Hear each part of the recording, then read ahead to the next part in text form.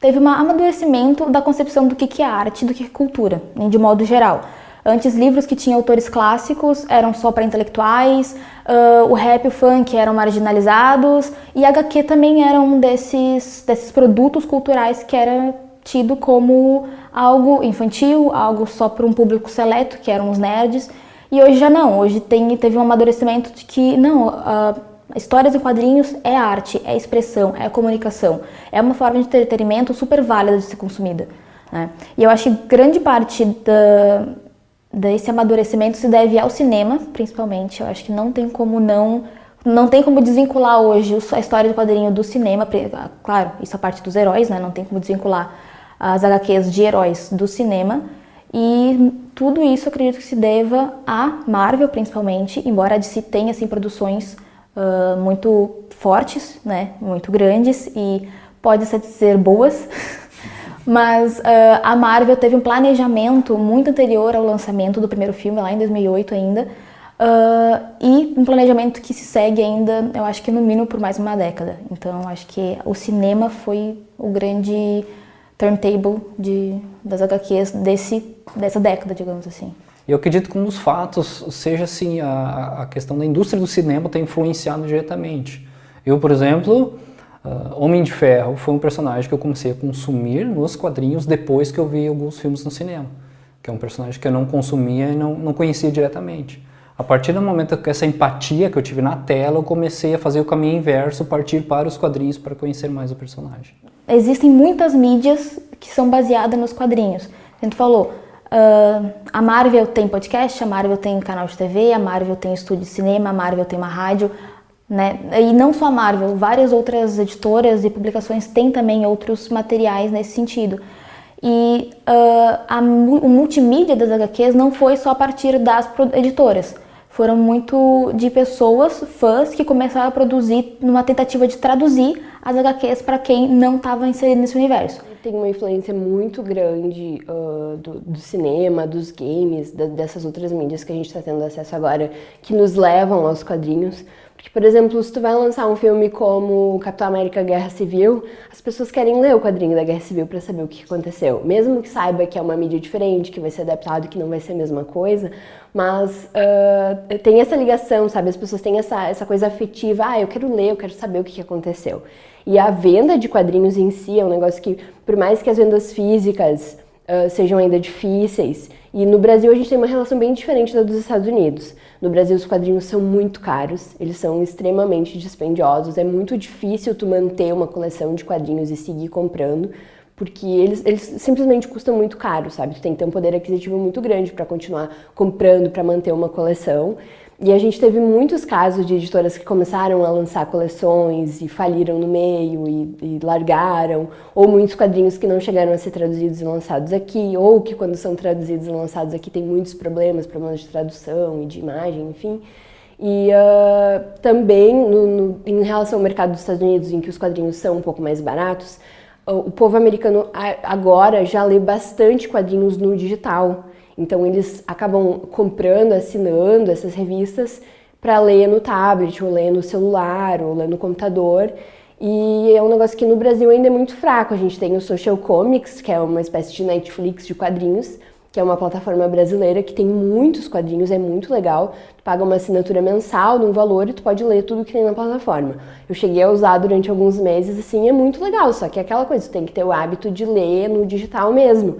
E com a questão dos quadrinhos, como as cores e o desenho importam muito, sabe? Se tu for ler na tela não é a mesma coisa que tu lê no papel, impresso, bonitinho, né? Então, acho que a gente ainda tem um caminho no Brasil a seguir, assim, de conseguir baratear isso para atingir ainda mais pessoas, sabe? Acho que hoje em dia a gente tem uma febre, assim, uma loucura de pessoas que compram quadrinhos e querem ler, mas ainda é muito difícil pro povo médio brasileiro conseguir comprar isso, sabe? Por exemplo, uma classe C, tu não consegue manter, é um hábito muito caro, sabe, ainda. Eu, por exemplo, trabalho há vários anos, é uma coisa que eu gosto de investir, mas é uma coisa que pesa no meu orçamento. Por exemplo, uma edição encadernada de um Watchmen é R$120. R$120 é muito dinheiro, sabe? Em relação, por exemplo, a um salário mínimo. Então, é difícil, é um hábito complicado de manter, sabe? Mas eu acho bom que as pessoas tenham essa vontade de ler quadrinhos, de adquirir quadrinhos. Mas é uma coisa que também as bibliotecas não investem, sabe? É difícil tu achar coleções de quadrinhos na biblioteca para que tu possa ler de graça. E aí, se tu não consegue adquirir com o teu recurso próprio, não consegue ler de graça, muitas vezes as pessoas vão se voltar para a ilegalidade, sabe? Vão tentar baixar na internet e tal. E isso não é bom para ninguém, sabe? Não é bom para a indústria, não é bom para os artistas. A gente sabe que os quadrinistas mesmo têm uma jornada bem difícil, assim, para se manter, para conseguir se estabelecer no mercado. É um mercado muito competitivo, difícil. E aí, quando o trabalho deles é pirateado, isso é ruim, sabe?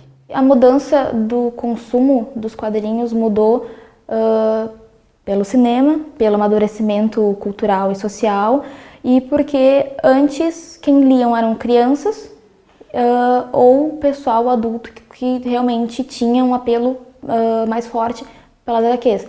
E hoje já não, desde acho que na última década quem tem consumido HQs continua sendo a criança no seu tablet, agora em formato digital, é o jovem que viu o filme e quer saber mais sobre o herói, simpatizou com o herói, ou é o senhor que cresceu lendo HQ e agora está vendo o herói favorito na tela do cinema, sabe? Então acho que tudo isso influenciou no consumo da HQ física e também das HQs virtuais, porque hoje é muito difícil tu ter acesso às HQs originais, ir numa livraria e comprar a edição, até porque elas se tornaram um pouco mais caras também por estarem terem se tornado mainstream, né? Mas quase todas estão disponíveis online hoje em dia, então o consumo é bem mais fácil também. Então acredito que a tecnologia ajudou muito no consumo. Eu acho que no caso do Super-Homem especificamente, assim, ele teve um desenvolvimento de quadrinhos muito grande, ele teve um quadrinho solo durante muito tempo, que foi uma coisa que demorou a acontecer com a maioria dos heróis, por exemplo, da DC e da Marvel, que são as principais publicadoras de quadrinhos. E ele teve os primeiros filmes, então a gente teve essa coisa das outras mídias, sabe, que chegaram primeiro para o Super-Homem. E ele se tornou uma figura ele é uma parte da iconografia americana mesmo, sabe? As cores do vermelho e do azul, se tornou um símbolo patriótico americano em um momento em que o povo americano estava redescobrindo esse patriotismo, porque nos anos 60 a gente tem a Guerra do Vietnã, que o povo se torna um pouco contra o governo, e nos anos 70 e 80 isso retorna de alguma forma, e eu acho que o Superman faz parte disso, sabe? Então, como a cultura dos Estados Unidos é muito presente no mundo todo, inclusive no Brasil, a gente tem muita influência da cultura americana ainda, eu acho que por isso que o Super-Homem é tão conhecido, sabe? E isso se seguiu com outros personagens que são muito grandes, assim, nos quadrinhos, como a Mulher Maravilha, como o Batman, como acho que os Vingadores, de repente o Wolverine, que são personagens que são muito facilmente reconhecidos porque eles estão presentes em todos os lugares. E eu acho que hoje isso é mais forte do que nunca. Assim, a gente tem marcas de fast fashion que conseguem licenciar roupas dessas marcas e tu vê pessoas que não têm nenhuma ligação com quadrinhos usando roupas com esses logos, sabe? E porque elas associam isso a alguma coisa legal e moderna e tal. Nessa época ainda, em 2002, quando eles lançaram o primeiro Homem-Aranha ainda, com Tobey Maguire, as pessoas muita gente não sabia que a Homem-Aranha era uma HQ. Então, as crianças, a minha idade, eu não sabia que o Homem-Aranha era uma HQ. Eu dando sebo depois, uns 3, 4 anos depois, eu falei, não, olha, tem um desenho do Homem-Aranha, tem um livrinho de desenho do Homem-Aranha, sabe? E o X-Men também, o X-Men eu conheci no desenho que passava na SBT. Né? Também não tinha concepção de que era da Marvel, que era uma HQ. E recentemente eu li um pouco sobre isso também e realmente a concepção das pessoas daquela época, principalmente os jovens e as crianças que foram as pessoas que começaram a consumir a partir de 2012 por aí, e também com o Batman, o primeiro ainda, os X-Men, o primeiro Homem-Aranha, vinham mais pelo entretenimento do cinema do que pela HQ. Então acho que foi um pouco mais tarde que eles começaram a fazer a unificação desses dois gêneros. Esse boom, esse resgate, esse sucesso dos quadrinhos no cinema, esse sucesso dos quadrinhos nos games, esse sucesso dos quadrinhos em todas digamos assim, as artes contemporâneas, deu possibilidade de que se resgatasse um outro tipo de quadrinho, que é aquele quadrinho alternativo, que esse quadrinho nunca morreu. Desde os primórdios dos quadrinhos ele continua ali. né? Sempre esperando um espacinho para aparecer, né? A gente fala de quadrinhos e lembra dos quadrinhos do underground, que contestavam na década de 60 toda a sociedade falando de sexo, né? A gente relembra das histórias sobre pessoas comuns, que são as minhas histórias preferidas, né? As histórias do cotidiano, né? Muito trabalhada nos quadrinhos europeus, né? Os próprios quadrinhos de ficção científica, o cyberpunk, também muito trabalhado nos quadrinhos europeus, né? Eu acredito hoje que existe muito mais liberdade criativa. Não tem mais uma pressão de editor, como sempre existiu, principalmente nesse mercado mainstream. Como vem vindo essa galera nova, o pessoal anda inovando, o pessoal anda explorando mais, trabalhar com quadrinhos de formas diferentes. O pessoal envolve mais cotidiano, mais coisas do dia a dia. Eu acho que isso acaba criando empatia e te aproximando também do público. Eu fui para Portugal e para a Suíça. Também fui um pouco na França, minha irmã mora na Suíça. E eu entrei numa FNAC lá, e a parte de quadrinhos é fenomenal. Assim. É como se fosse uma sessão de... só a parte de quadrinhos era maior que Iluminura. Né? E aí só que tu não vê... A parte de americana, Marvel, essas coisas, era ínfima, assim. Era uma parede assim, pequena. Mas quadrinhos produzidos na França, na Itália, na Bélgica, tinha muitos mangás, era fora de normal. E tu via muita gente comprando. Isso é de uma FNAC, assim. A parte de livros normal deles era, assim... a parte de livros normal era 2/3 do que de quadrinhos. Então, 1/3 da livraria lá na França, eu vi. Minha irmã também me mostrou uma foto que ela abriu uma FNAC na cidade onde ela mora. Ela pegou, mandou as fotos, olha aqui. Né? E era dominado de quadrinhos lá. Então, na França, na Bélgica, Luxemburgo, esses países ali, aquela região...